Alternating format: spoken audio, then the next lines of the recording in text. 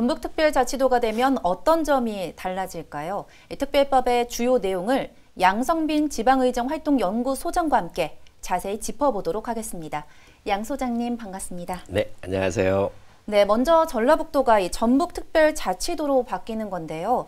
특별 그리고 자치가 추가된 건데 어떤 의미를 가지고 있나요? 네, 특별자치도가 된다고 하더라도 지금 대한민국의 행정구역상 그 도와 기능적으로는 거의 동일합니다. 하지만 네. 특별법에 의해서 고도의 자치권이 보장된다 그렇게 생각하시면 될 것 같아요. 그래서 특별자치도가 되면 재정이 확대되고 그리고 규제가 좀 완화된다 그렇게 이해하시면 될 것 같고요. 올해 전라북도 예산이 9조 1,595억 정도였잖아요. 자, 그래서 9조 원 시대를 맞이했는데 이에 더한 몇 조가 더 이 재정이 확보될 수 있는 그런 좋은 법안이다 그렇게 생각하시면 될 것 같습니다. 네. 네, 자치권이 고도로 보장이 된다라는 긍정적인 말씀을 해주셨는데요. 그럼 특별법의 주요 내용을 조금 더 자세히 짚어보도록 하겠습니다. 먼저 특별법 제8조가 국가균형발전특별회계 개정 설치에 관한 특례인데 각종 국가보조사업 비용을 국가균형발전특별회계에 별도 계정을 설치해서 지원할 수 있다고 하는데요. 이해하기가 좀 쉽지가 않습니다. 이해하기 쉽게 설명해 주시죠. 네, 우리 지금 국가균형발전특별법이라는 게 있는데요. 그 특별법 32조를 보면 계정이 이렇게 나누어져 있어요. 그래서 네 가지로 나눠져 있는데 보통 지역자율계정, 그다음에 지역지원계정, 제주특별자치도 계정, 그다음에 세종특별시 계정 그렇게 나와 있는데 특별이라는 게 붙어서 이제 그 두 군데가 지금 현재 시행이 되고 있는 거잖아요. 그래서 여기 아까 처음에 첫 질문에 제가 말씀드렸듯이 재정 확보가 재정이 확대된다라고 이렇게 얘기를 했잖아요. 그래서 이 균형발전법 특별회계에 개정을 설치를 하게 된다면 이로 인해서 재정이 확대된다 그렇게 생각하시면 될 것 같아요. 그래서 여기에 전라북도 특별자치도 개정이 하나 만들어지신다 그렇게 보시면 될 것 같습니다. 네. 네, 다음은 제9조 특별자치도 사무엘 위탁 특례입니다. 특별자치도지사 또는 특별자치도 교육감에 위임된 사무의 일부를 다른 지방자치단체는 그 장에게 위탁해 처리할 수 있다는 내용인데요. 어떤 내용인가요? 네, 여기 말 그대로 지금까지도 위탁은 돼 왔습니다. 그런데 그 범위가 좀 확대된다 그렇게 보시면 될 것 같아요. 그래서 지금까지는 행정 권한의 위임이 위탁에 관한 규정에 의해서 이 사무를 위탁할 수 있었다면 그 범위 그리고 더 필요에 의해서 그 범위가 좀 확대된 그런 특별자치도로서 그런 권한을 누릴 수 있다 그렇게 이해를 하시면 될 것 같아요. 그래서 이 사무의 위탁 부분에 대해서는 아직 뭐 딱 어떤 걸 위탁을 할 것인가는 이제 정해지지 않았지만 또 위탁이 필요한 부분이 있다면 그 특례를 받는 거기 때문에 훨씬 우리에게 유리한 조건이다라고 이렇게 생각하시면 될 것 같습니다. 네, 위탁의 범위가 넓어진다라고 말씀하셨습니다. 자, 이번 특별법의 또 중요한 부분이 바로 지방 분권 강화일 텐데요. 제11조에는 이를 지원하기 위해서 국무총리 소속의 지원위원회를 두도록 했습니다. 어떤 역할을 하는 건가요? 네, 지원위원회는 국무총리 소속으로 이렇게 두게 될 건데요. 전북자치도가 이렇게 원활하게 출범할 수 있는 것들을 지원을 하게 될 거고, 전북자치도가 실질적인 지방 분권, 그리고 지역 경쟁력 제고를 할 수 있도록 거기에 기여할 수 있도록 중요 부분들을 이제 심의를 하는 그런 조직이라고 보시면 될 것 같아요. 그래서 우리 법에도 나와 있지만 전북자치도의 중장기적인 발전 방안을 이제 국무총리실 산하에서 직접 이렇게 심의한다고 보시면 될 것 같고요. 전북자치도 행정 및 재정자주권 제고 그리고 행정적 재정적 지원 방안 마련에 관한 사항들 그다음에 협약 체결, 그 평가 결과 활용에 관한 그런 사항들, 그다음에 이제 또 지역위원회 위원장 또는 도지사가 필요하다고 이렇게 부의하는 그런 사항들에 대해서 심의를 하게 될 것입니다. 네.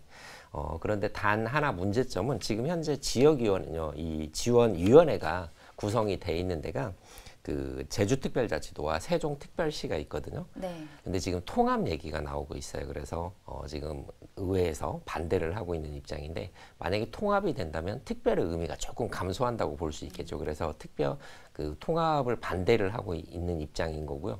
저희도 이게 통합이 안 되고 전북 독자적인 그런 지원회가 있다면 그 전북의 발전 방안만을 더 고민을 할 거기 때문에 독자적으로 가는 게 좋지 않을까라는 그런 생각을 가지고 있습니다. 네, 지원위원회가 이 국무총리 산하로 다양한 심의를 한다라고 말씀하셨고요. 독자적으로 가야 한다라고 말씀하셨습니다. 자, 마지막으로 눈에 띄는 건 제13조 주민투표에 관한 특례인데요. 어떤 변화가 생기는 건가요?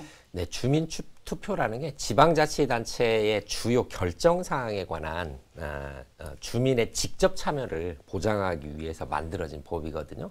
자, 그런데 여기에 주민투표법 9조 2항을 보면 그 제한이 있어요. 투표 청구권자의 20분의 1, 20분의 1이 뭐 조례 지방자치대 장에게 투표를 주민투표 실시를 청구할 수도 있고 그렇거든요. 근데 이 규정이 30분의 1로 좀 규제가 완화된다라는 거죠. 자, 그러면 규제가 완화되기 때문에 주민들이 직접 참여가 훨씬 더 쉬워진다.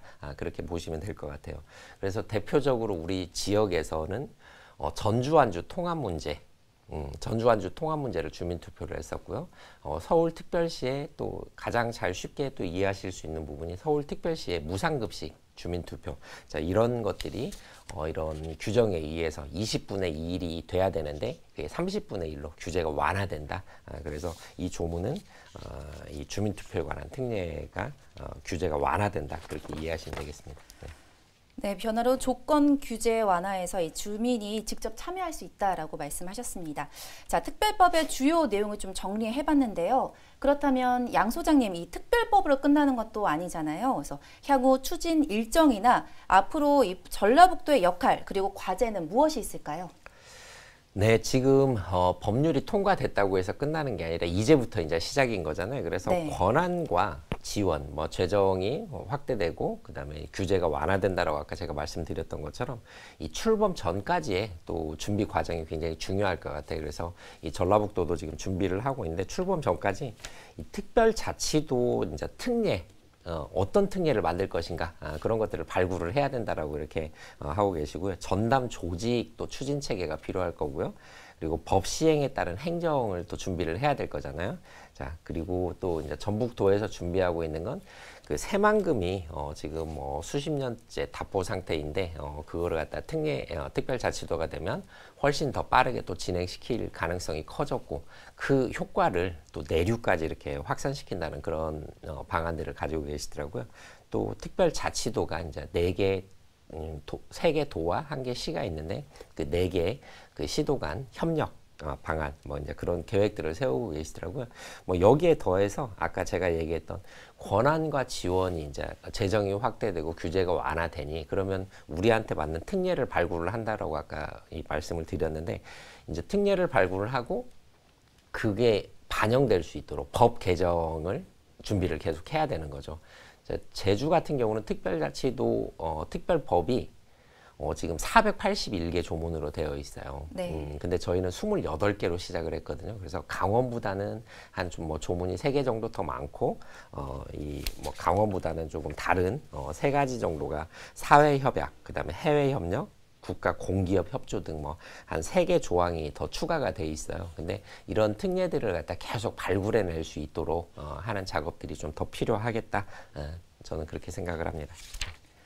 네, 출범 전 전라북도의 특례 발굴이 반영토록 법 제정이 필요하다라고 말씀을 해주셨습니다. 자, 지금까지 양성빈 지방의정 활동연구소장과 함께 전북특별자치도 특별법의 주요 내용과 전망을 짚어봤습니다. 오늘 나와주셔서 감사합니다. 네, 고맙습니다.